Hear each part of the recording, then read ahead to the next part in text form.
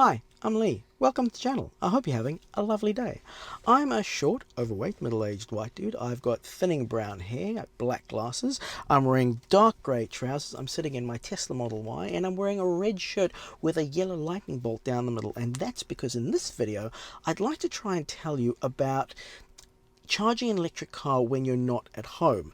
Now, a lot of people will call these chargers destination chargers, and by a lot of people I mean me. So let's just call them destination chargers. And within this group, there's two main sorts of chargers. There's fast chargers, which are the DC chargers, and then there's AC chargers, which are not as fast, similar to the video that I explained how AC charging works at home. The first thing I want to look at is how to actually find these different chargers. And as you'd imagine, there's a couple of apps that'll let you do that. The first one is actually Google Maps. So if you just go into Google Maps and type in EV charger, it'll actually show you what EV chargers, electrical vehicles, are around you. It'll also show you the speed of those chargers. So for example, you can see right at the top here, there's a Tesla Supercharger near us, which is 250 kilowatts. There's another electric charging station, which is a Type 2, which is telling you what type of plug it uses. It'll also tell you down at the bottom, so underneath that, there's one with a CCS at 350 kilowatts. And it'll also tell you how many sort of stations there are. So you can see at the electric vehicle station with the Type 2, there's 4 stations to charge. At the EV station, there's 2, and actually one of them's taken. So I can see right there that someone's actually using those ones, and there's one more available. So that's what Google Maps will show you. But there's actually a more specialized app called PlugShare that a lot of people use. And what I really like about PlugShare is you can put in your car information. You can actually set up trips. So you can create trips, like let's say I want to drive from here to Sydney, and it'll tell me what charging stations I should stop at and how long I should be there, all that kind of stuff. We'll cover that in a separate video. But right away you can see around me there's a few different charging stations. In fact, you can see I'm actually at one right now. And if I pull out on the map, you can see all the different charging stations. You'll notice that some are in orange and some are in green. The orange ones are the DC fast chargers, and the green ones are the slower AC chargers. And within the slower AC chargers, there's sort of, I suppose, two main different categories. There's free ones. So for example, the one that we're at here, Priority One Trading Services, is actually free. So you can just drive up here, and this company has made this charger available for free. Thank you very much, Priority One Trading Services. And as long as you've got your own cable, because with this one, with some of them you do need your own cable, some you don't, you can just drive up, plug your car in, check in, and away you go. Let's go have a look at some of the other features in the app when you look at a point. So first of all, it'll show you where the location is. It'll then show you if parking is free or if you have to pay for parking. It'll generally also show you as well if you need to pay for the charging or not, because as I said, some places are free, some aren't. It'll show you when it's open, so this one's available 24/7. You can see there in the description that it is a 22 kilowatt 3-phase Type 2 connection, but you do need to bring your own cable, and it does inform you that it'll supply 10 to 11 kilowatts, and that's because, as I mentioned in the home charging video, Tesla Model Ys and Model 3s, the internal charger in the car, when you're on AC charging with 3-phase, you can only go as high as 11 kilowatts. It'll also show you what amenities, you know what I mean. It'll show you what stuff is around. And this is actually quite interesting, because when we came here a week ago to do a site recce with the family, and my wife needed to use the bathroom, so she went for a little bit of a wander. And if you park here, it actually looks like you're just like in an industrial park. But there's actually a swim school just a couple of doors down. There's a martial arts school around the corner. There's a pub, which on Sundays, well, it's a brewery, but it's a pub that on Sundays has lunch and a live band. So you could actually see how, if you lived in this area, let's say you bring your kid to swim school, while they're at swimming, you plug in for half an hour. While they're at martial arts, you plug in for an hour. You could say, oh, you know what, on a Sunday, why don't we go down to that specific pub, because we know we can charge our car while we're at the pub. Obviously, drink responsibly and don't drive if you're over the limit. I want to mention that very clearly. Have a designated driver. But it's actually really cool how a lot of chargers are in locations that there is stuff around. Some are in locations where there isn't, but this location is actually really handy. Going back into the app, it'll show you what type of plug. And I really like the fact that they show a diagram, like a picture of the plug, so you can see what plugs are there. And you can then see who has checked in, and they'll normally say whether they had a good experience, you know, it was working, it wasn't working, things like that. And yeah, that's all there is to it. Oh, the final thing that I really like about it is also with a lot of these, people can take photos and upload photos. So for example, here you can see photos of the location and what it looks like.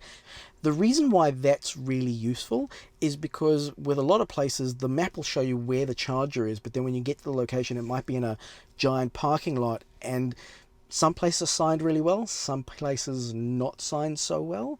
And so being able to visually see where the charger should be just makes it a bit easier to find it if it's not particularly well signed. So let's jump out of the car and have a look at how this sort of charging location works. This is a third-party cable that we purchased, and I think if you are going to be using destination chargers, I think it's well worth investing in one of these cables. I'll put a link in the description below so you can see where I got my one. They'll cost anywhere from $200 to $400, give or take, depending on which one you're getting. We went with the 22 kilowatt one, so this will allow us to charge on 3-phase chargers, like this one is a 3-phase one, and also the length will dictate, you know, how long you want to get. So don't get too short, because sometimes you don't get to park as close to the charging point as you'd like to. So to set this all up, to get it going, you check which side goes in. I think this is the side that goes into, no, that's not that that's not that side, it's the other side. So this is the side that'll go into the charger, and as you can see, there's really not much to it. There's just, actually, now that I'm looking at it, so small one goes into the wall, big one goes into the car. So there's a charging port, that's for protection from the weather, I'm guessing. You take the cap off of this, you pop that in, and there's a green light on there, it goes red and green, and I think that's sort of good to go. And now let's have a look at plugging it into the car. And then on the car side of things, you can just tap on the charging port, and if the car's unlocked, it'll open, but the car's not unlocked. So all you do is you come into the app and tap on the little lightning bolt symbol to open up the charging port. Pop your charger in, white light starts flashing blue, and when it turns green, you hear a little click from there. The car's now charging. Simple as that. Let's go have a look and see what kind of juice we're getting out of this. So here we are back in the car, getting our free 11 kilowatt 3-phase power from the lovely people at Priority One Services. I should actually reach out to them and see why they are providing this as a free service, which is phenomenally nice of them. So it'd be interesting. I'll see if I can reach out and see if they're interested in being interviewed to find out what their motivation is behind this. So as you can see, we're getting 11 kilowatts. We had 81%. It's going to take us 1 hour 25 minutes to charge completely. We're not going to stay here for that whole time. And while we are checked in on PlugShare, we will then check out when we leave, and then people know that this is available for them. Then when it comes to unplugging the car, first of all, you want to go into the app on your phone and tell it to stop charging, so there's not sort of like a bit of a shock or anything. So we're going to hit stop charging, and you'll see that that will turn blue. We then tap on unlock to unlock the port. Unlocks. And then we're okay to come over here and unlock this one. And then we put this back in the car and away we go. Now that we've seen how this type of charging location works, let's go have a look at some of the other charging locations around this area. The next one I want to go and have a look at is this one here, which is Snap a Point. Why I find this really interesting, so this is a different type of connection. This was a third-party adapter that I had to purchase, and this allows you to plug into 3-phase with the UMC, the universal mobile connector, the one that used to come with cars but doesn't come with them anymore. So what's really handy, and again, you see, if we have a look in PlugShare, you can see what that plug looks like. I'm curious to see how this one works, because the last report of this one working properly was in June from Graham, who was in a Ioniq 5, and Shaw, who checked here in, well, just a week or so ago, said there was no power. So it'll be interesting to see if this one's plugged in or not. The other thing that I want to find interesting about this, if you have a look at these photos, particularly this one here, it would seem to suggest that the location of where that plug is, it's not specifically there for EVs to plug into. So it's going to be an interesting experience. In fact, just on that, my son and I did a bit of a recce last week, and there was one of these plugs at Sandown Racecourse, and it was in PlugShare. But when we went there, it was actually on private property, and we stopped it. There was a very nice man at the gate. We said, "Oh, can we just go in to check?" And he said, "Oh, look, sorry, it's private property. You're not allowed to." So I think one thing that's definitely worth doing with any location you're going to check out on PlugShare is, if you can, call ahead and just make sure that the plug is in a place that's accessible to the public and they're okay with you plugging in. Most of them are pretty good, but there was that one. The other type of location, which we'll check out in a bit, is hotels, restaurants, places like that. Normally those are either free for people who are staying at the hotel or eating at the restaurant, or there might be a small fee. So for example, there was a hotel that we stayed at a while back, which was, if you're staying at the hotel, it was free, but otherwise it was $15 for 3 hours. So things like that. So yeah, let's go and have a quick look at that one. So spoiler alert, this charger seemed to have been a bit of a bust, to be honest. The parking lot was completely full, so there was no way we were going to park even remotely close to where the charging port was. Also, it just looked a bit, for lack of a better word, sketchy. It's pretty much just a plug on the back end of the sort of pillar in a park, and I had no idea who'd put it there and who we could check with to see if we had permission to charge with it, and I don't know, this one just seemed like someone sort of found it. Hey, here's a PowerPoint, let's plug in, and it worked for lots of people. And so I'd actually probably say, as a general rule with these ones, like if you're desperate, plug in, but don't think of this as a regular sort of port that you're going to use all the time. On to the next one.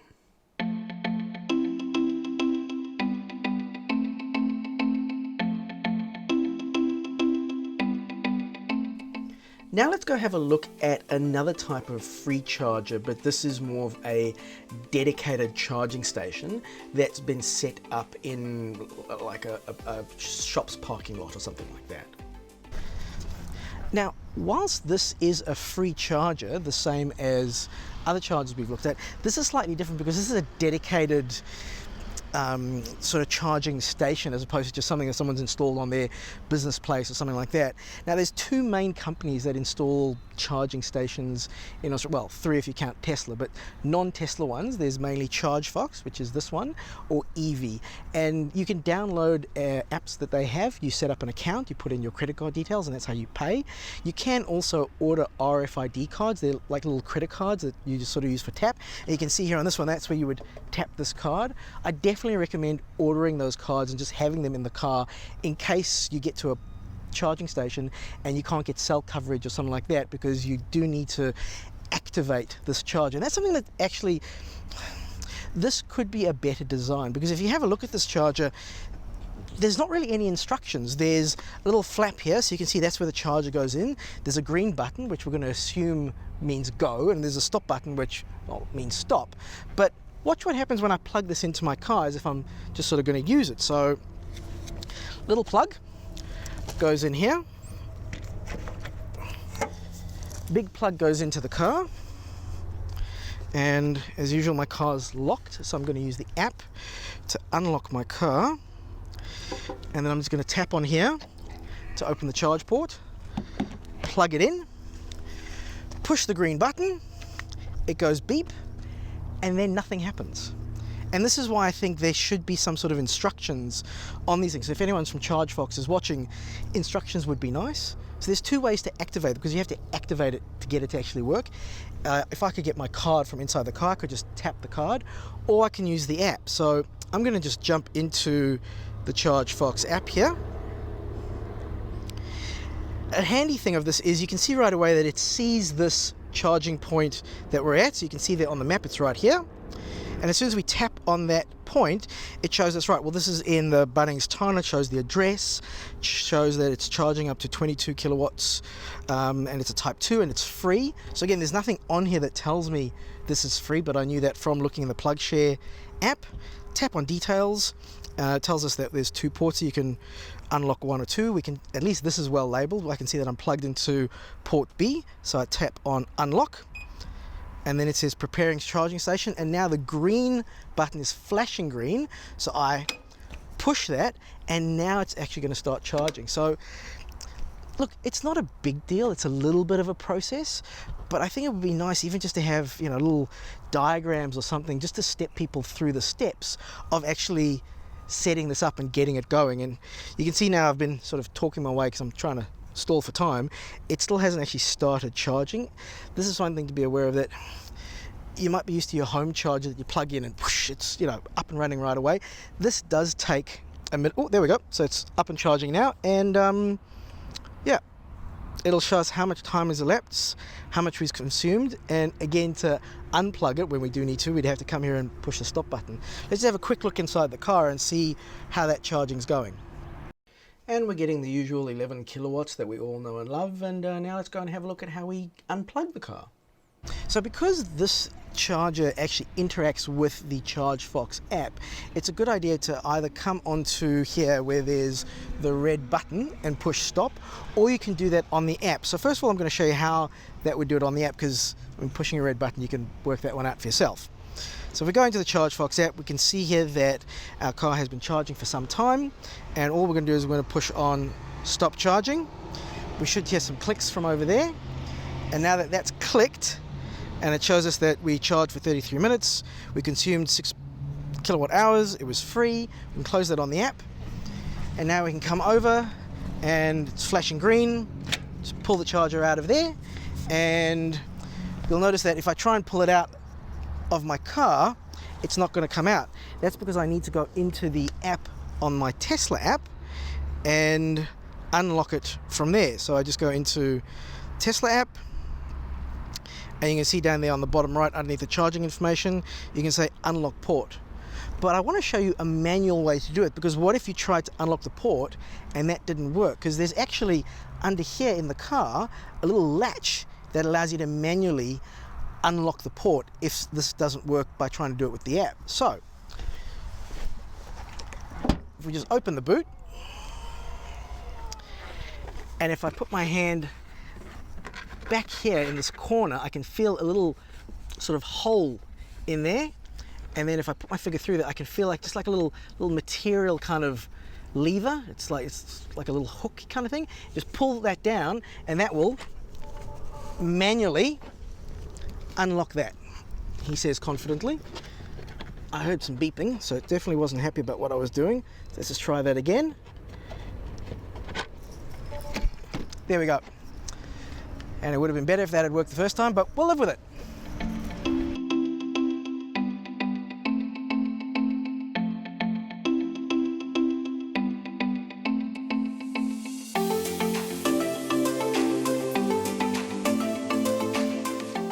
This is a dedicated fast charger from a company called EV. So remember, we discussed previously, there's 2 main companies, there's ChargeFox and EV, and this is basically a DC fast charger for non-Tesla vehicles. So if you didn't drive a Tesla and can't go to Tesla Superchargers and you want to charge fast, you'd come to one of these.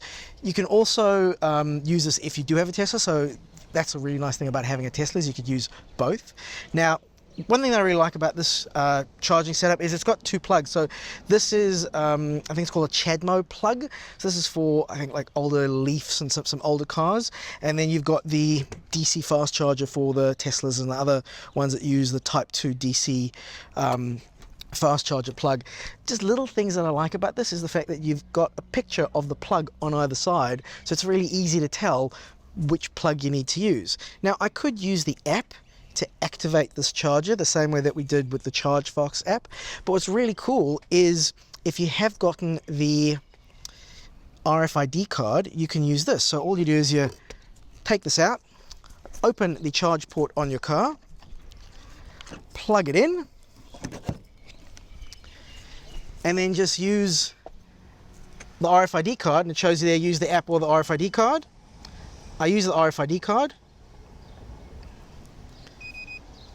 It says please wait, successful, and hey presto, we're charging. Simple as that. So you can see now in the car that we're actually getting 47 kilowatts, which is pretty darn quick on a DC fast charge, and from 85% is going to get us all the way to 100 in a simple 20 minutes. So even if you can't get to a Tesla Supercharger, that's pretty good. Even though I've used the RFID card to start up the charging, I could have used the app. And if I go into the app, you can see here that the charging is actually still going on, and all the stuff that I would have done if I was using the app is still happening inside of the app. And here you can see that it shows me what I'm paying for the total price of what I'm charging, the speed, all that kind of stuff. And something to mention is that the ChargeFox and the EV chargers are cheaper than the Tesla Superchargers.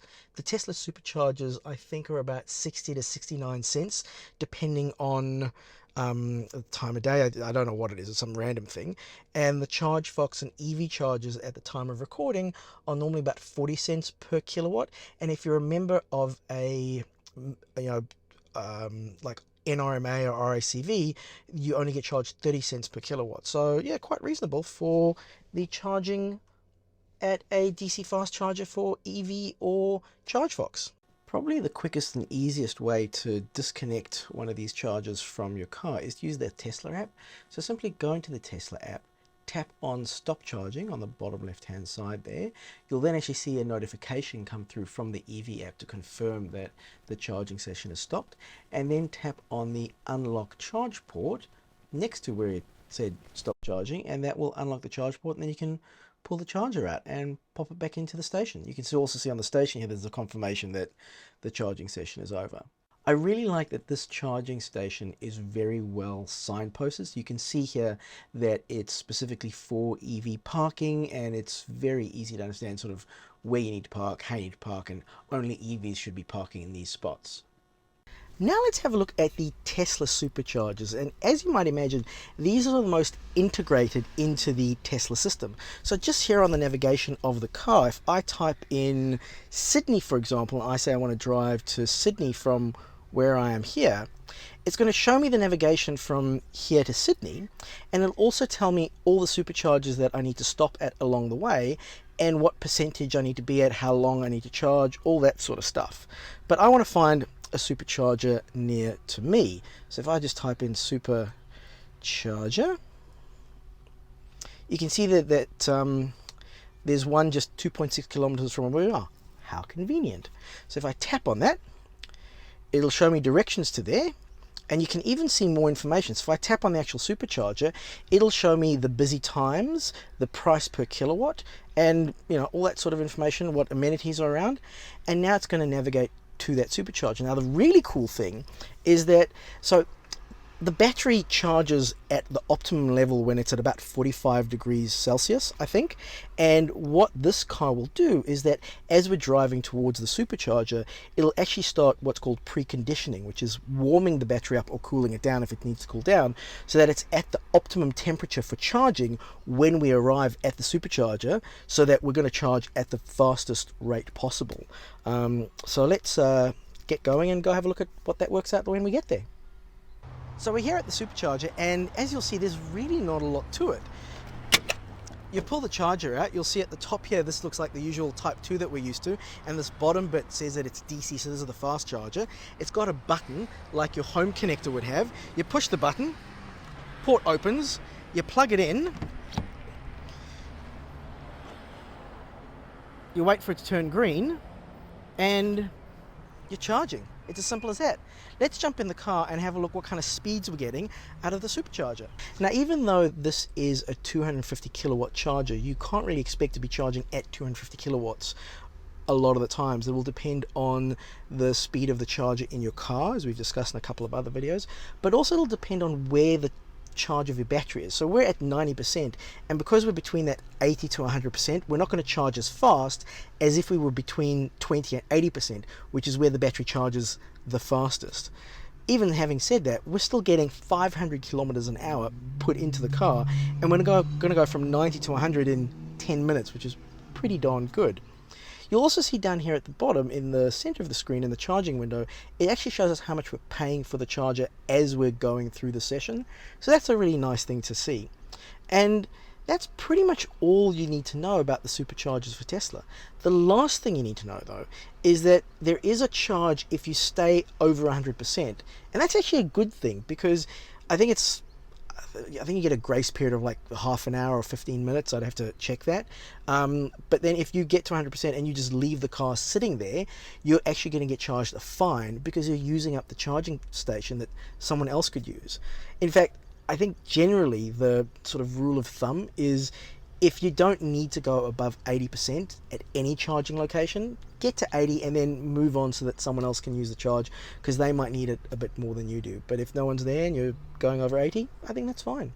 Then to unplug, as you'd imagine, dead easy. You stop the charging, push the button.